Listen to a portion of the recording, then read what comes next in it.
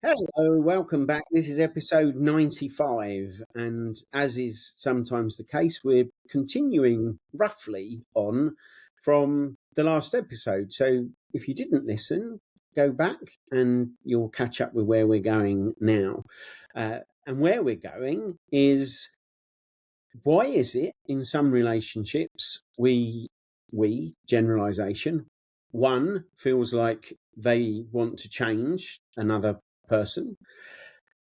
Also, what happens when we're not prepared for the fact that a person that we are intimate with will change during the course of that relationship? And an aside to that as well, in case we haven't already interested you enough, is where does secrecy about change, growth, development, alteration within relationship fit into this picture? For instance, is one partner dissatisfied and starts looking for something else, which doesn't necessarily, I'm not talking about an affair here, I'm talking about a hobby, an interest, and it creates some kind of secrecy or division within relationship. So lots of stuff to go with. Who wants to kick us off? I have a question to everyone because talking about exes, an ex of mine once said to me, and I thought it was interesting, and I'm not sure if it's true, so I put it out to the men and the women here in the group. He said, women marry because they think they can change the man, and men marry because they think the women will always stay the same. Ooh. I mean, I've definitely heard from female friends, oh, he's a bit of a fixer-upper. And I can understand, if a guy is a bit slovenly, maybe he's got a unibrow that they want to pluck, or he has had the same pair of trainers for the last 10 years. A little bit of a change in style, and I think a lot of guys do change subtly their style, mannerisms, and things when they're with or to attract a woman. I don't know about the hoping they'll stay the same, but I am acknowledging, Johari's window. There could be blinkers there that I'm not seeing, but I'm really aware of that kind of controlling, coercive, domestic abuse kind of, where particularly a male will belittle, put down, shame a woman. They get this really attractive lady in their life, and then they want them to be unattractive to other men. So they feed them, they, tell them to stop wearing makeup. So there's a really dark element to this conversation as well. Sorry, Erica, just for example, when I said about they can change the man, I didn't think of, well, get them to wear a nicer top or whatever. I had or experienced in my long years where women were complaining because the man went into the pub every weekend and came home drunk. And we said, well, you knew he liked his beer. And they said, yeah, I know, but I thought when we marry, he would stop doing that. He would stop drinking. So a little bit more kind of in behavior or the way they are rather than superficial clothes and hairstyles. And I think with the women part, what my friend meant was that the women don't change. In other words, when life goes on in the relationship and then they become mothers, priorities change, and they didn't think of that. Right? That the relationship will actually in nature change over time. I don't know. So I just this is blowing my mind, okay? Because I feel like I'm in the middle of trying to grasp, what will happen if I do? What will happen if I don't? What won't happen if I don't? Like, this is where my head is right now. So what I believe, what I have always thought, and what I think is true, is that men don't get married because they're afraid of the woman changing, right? Like, oh, everything's going to change if we get married, and that's why I'm not getting married. For women, I don't know. Your friend said women get married because why? What did he say? Women get married because They think they can change the man. Like my friend, what? when we get Okay, married, he will stop going out stop every drinking. Friday, Saturday, Sunday and get pissed. Right? In plain words. Yeah. I mean, for me, because I was married once before, that didn't cross my mind. Like, oh, we're gonna get married, and if we get married, it's gonna like heal whatever, like whatever it is that I thought. That wasn't it for me. You get married, and this speaks to what we talked about last time. That it's more of a that's what I'm supposed to do, right? Like this is the next natural step. You're supposed to get married, and that will automatically mean that my life will be secure. I think that's the trick and the trap is that people think marriage is going to automatically make you secure when there's no, who the fuck said that? Nobody said that. Like, where is that written? Nowhere. But that's the belief. Well, right, but it still doesn't keep you secure. Like you could still walk away. Nothing's stopping. There's no guarantee. So I think that definitely is something. So interesting. And this also blows my mind.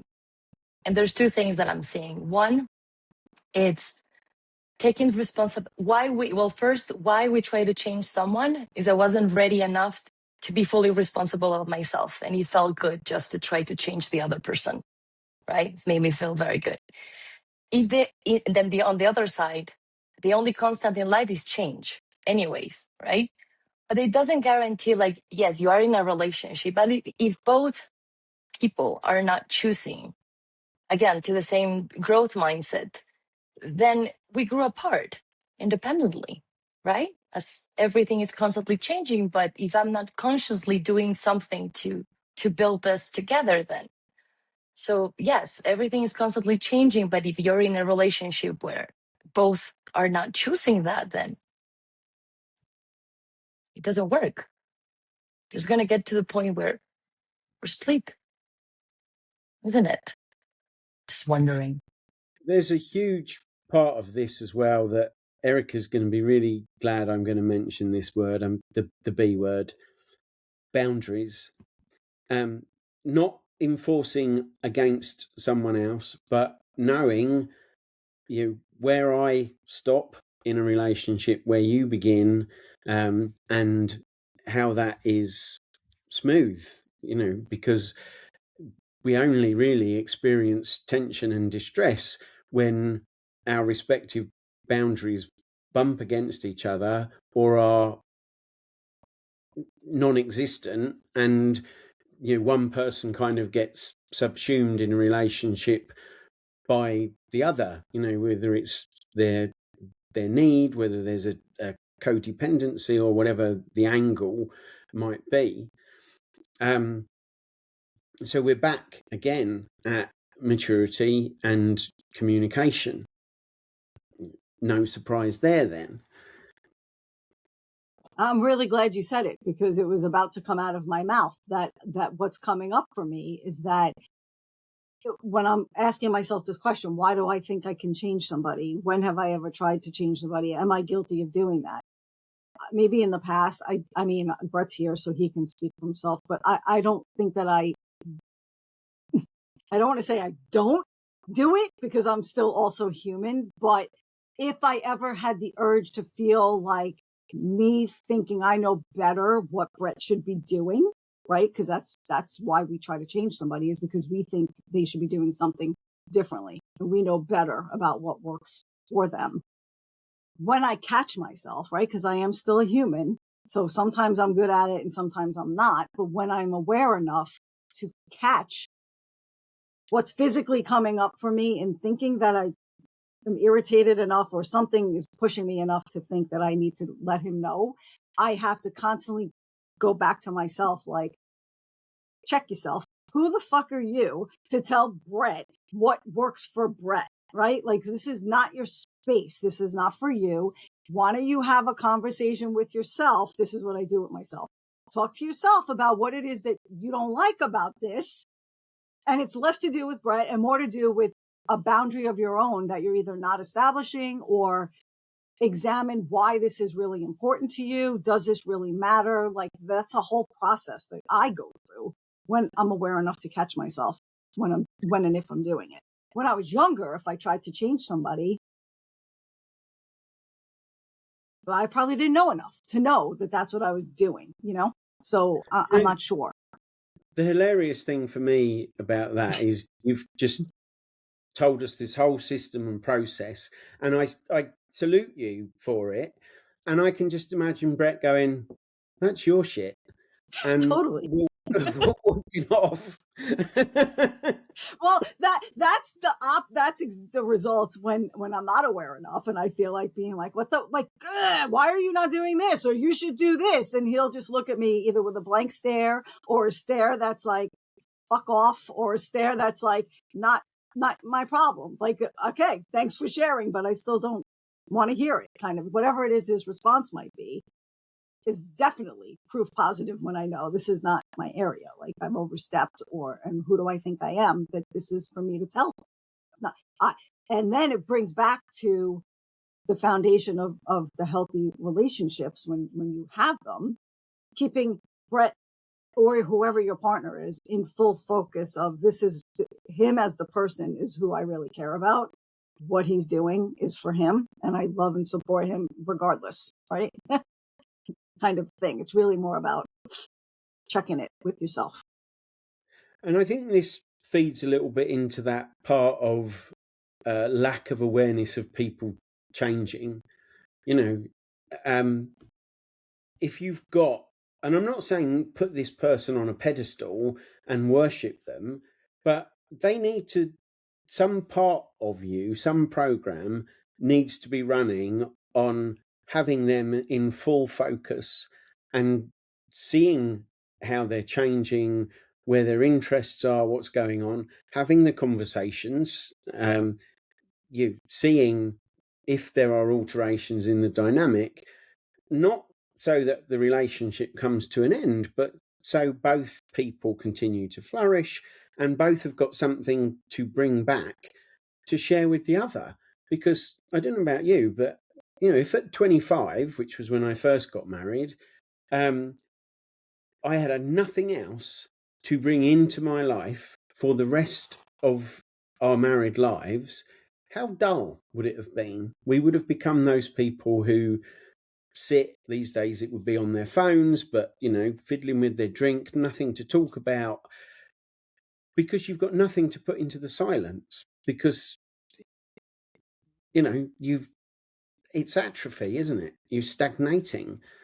We have to continue to grow and experience our lives, and if we can't bring the experience of our lives into our relationship with our most loved and dear dear ones, could be other family, how do we share that? We end up with a little bit like the other part, which is the secrecy, having a whole other life or a whole other set of things going on that you don't share because you either don't know how to, or you've got the impression that the other person doesn't want to hear about it. So much nuance to this. I think another step of that is what I was saying. Like, the second you become aware that whoever your partner is doing something that irritates you or whatever, and you have an urge to change, it's, why do I think I have a right to do that? All of that stuff. But also, to Gabby's point last time, that it takes a level of maturity to be able to then, and I think Brett, you also mentioned this, open that up to your partner about, this is really what's going on here for me, and I want to talk to you about it so that we can get to a place where I don't have this feeling. Like, how am I perceiving this? Am I accurate in it? Like, just opening up the conversation so that you're both aware of what's going on. So, and you give each other the opportunity to step in to a possible place to grow, right? And shift the way things are happening. I think that the person who has the urge to change another is responsible for speaking about what is going on for them. so that the person they're trying to change knows what's happening. I know earlier on you liken this to Virginia Satir's reframing decision matrix. What will happen if I do? What won't happen if I do? And I know there was humour in that because all of the ideas were so easily conflated. But that's a great model to think about in this circumstance where you are perhaps bringing something into the relationship. What will happen if I do tell my partner about this? What won't happen if I do tell my partner about this? What won't happen if I don't? And what won't happen if I do? So it is so confusing. I'm confused. I'm confused because for me, when I have a partner, I never have to ask myself these questions. Why wouldn't I talk to my partner in the first place? Why would I never felt in any committed or in any relationship I was in, I never felt not talking to the other person. And that's where the secrecy comes in. Why would you hold that back? Why wouldn't you talk? I mean, when I sometimes hear people say to me, I actually had friends say to me, I couldn't talk to my husband about this. What? Why? I had a very good friend who was married. Marriage wasn't going great. And he told me one day all about his woes. And he said, what do you think? And I said, I think I'm the wrong person you're telling that to. You're going home now, you sit down, and you have that conversation. The conversation you just had with me, with your wife, she needs to hear that, not me. And he's like, I couldn't do that. I don't know, Brett, you were very quiet. And Erica talked about. I would love to hear your thoughts on that, on the whole subject. I want to know first before, like, if you asked him why, your friend Gabby, did he give you reasons why? Because I would love to explore why we think people feel like they can't talk to their partners. Like, I'm curious about that. Did he give you a reason why? Yeah, they had stopped talking to each other 20 years ago. Yeah, that's slow disintegration of a loss of trust or something there. Yeah. Right. So Gabby called you out. Like, I don't know. Do you have something to say about this?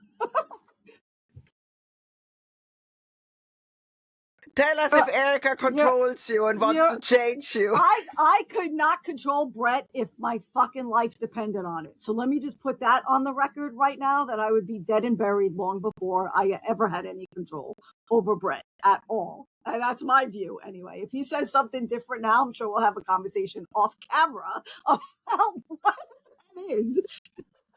Oh, you were muted before. We didn't hear you. That didn't sound at all threatening, the way you delivered that, Erica. I didn't mean it that way either. I meant we're not doing this live on camera here. We'll talk about it later because whatever. I mean, we could talk about it here. I don't care. Go ahead, Brett. I think I'm saying if that's your shit or not. If I agree or right, I'm pretty open in saying, all right, I could think about that, but I think that might be your shit. And I look at it and I'll take it in and I'll sort through it, but I'll put it out there like I think it's your shit, but I'll sort through it. I'll look, but there's a part of maybe owning on the other person, right? So look, there's blind spots, right? So it's just easy to say it's your shit, but the reality is it's your shit because you're bringing it to me, but I'll sort through it and see if I'm playing a role that gives you that feeling, right? And it's just being accountable for my part, and that's all I can do is be accountable for my part. And if I can't own it, then it really is yours. If I can own it, then I'm like, yeah, you know what? You have a point. You found my blind spot, and it's not a bad thing. It's a good thing. if it's a blind spot, wouldn't you want to know? Wouldn't you want to see it? So there's a piece there that's important. You could just say and dismiss it, but sort through it. Take the opportunity to sort through it. You might find the gold amongst the shit. If you want to consider it to be shit, right? You might find some gold in there.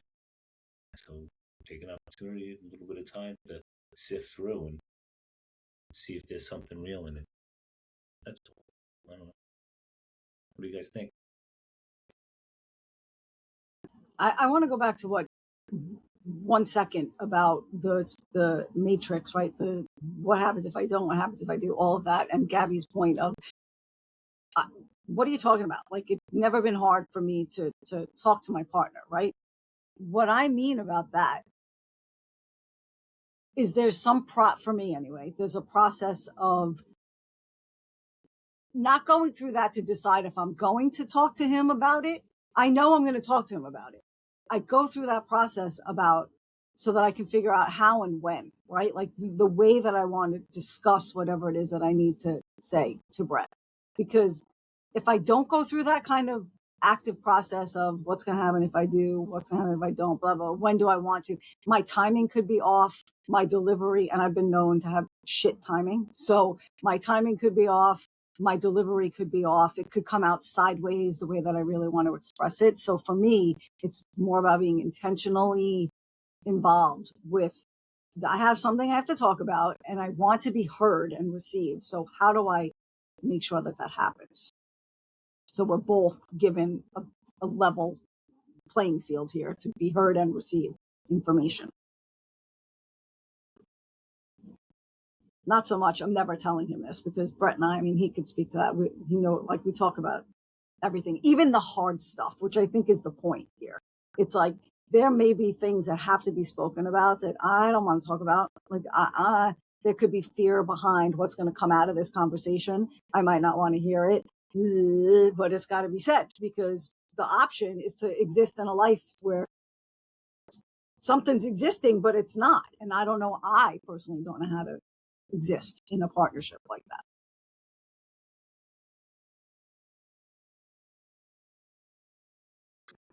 Yeah, I mean, finding yourself in a situation where your ability to communicate with.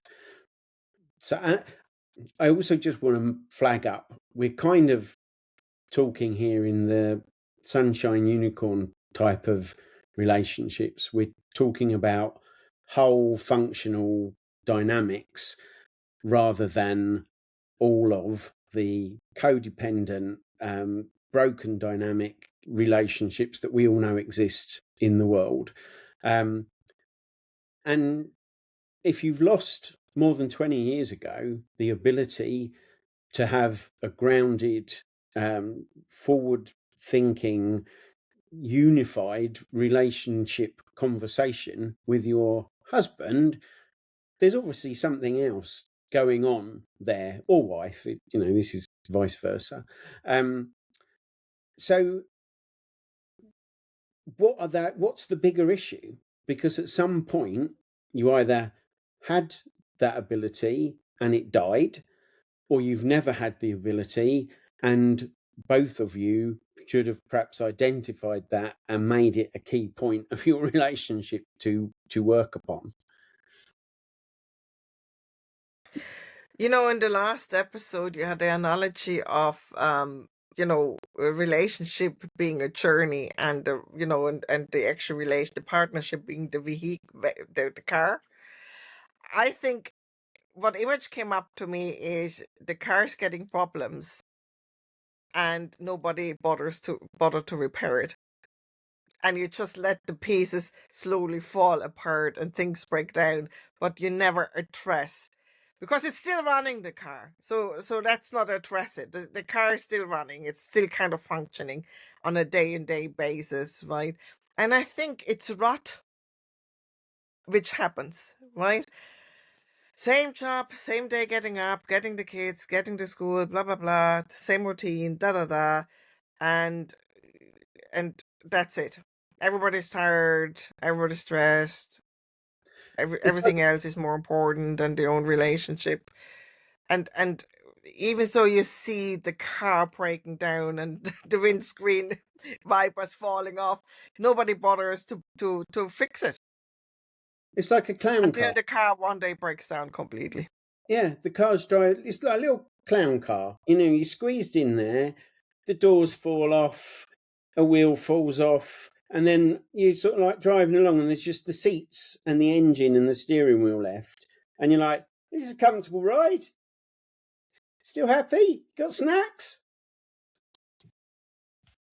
I see that car as a car that this is fun now, right? Like, how do we all visualize this relationship car? Because to me, the car has like a flat, so it's like boom, boom, boom. It's just plodding along, right? The seats are ripped. I don't know. It's like tattered up and beat to shit, but it's still running, but like plodding along. That's what it feels like to me. The windshield wiper goes flying off. Like, things are just like let loose and like flying off, and you're just like, oh yeah, right, I gotta get back to that and fix that, and it just never gets attended to, right? So I think the main takeaway for me in this is that when and how do you prioritize your relationships, right? They become the things that could destroy you if they end, but you don't act like that when you're actively in them. Like, why are we not doing that? Isn't comfort? Because I just Maybe envisioned the we car. should get some closing thoughts, and then we can perhaps riff off of that one in a later conversation. Victoria, we're going to say something, but you were on mute. Oh, sorry. No, I was just envisioning the car that Alec. Oh, We can't hear you. Can't hear you, and I really want to. no? Oh, I don't know. We'll get Victoria's sound back and find out what it was that she was going to say for our next episode. So just be mindful, listeners, if you are going down to the pub and saying, oh yeah, it's a classic, talking about your car, and everybody else is looking out the window and thinking that thing is held together with masking tape and hope, you need to perhaps pay some attention to your relationship. Anything else, Brett? No? Okay. In which case, we'll see you on another one much like this in the not too distant future. In the next episode.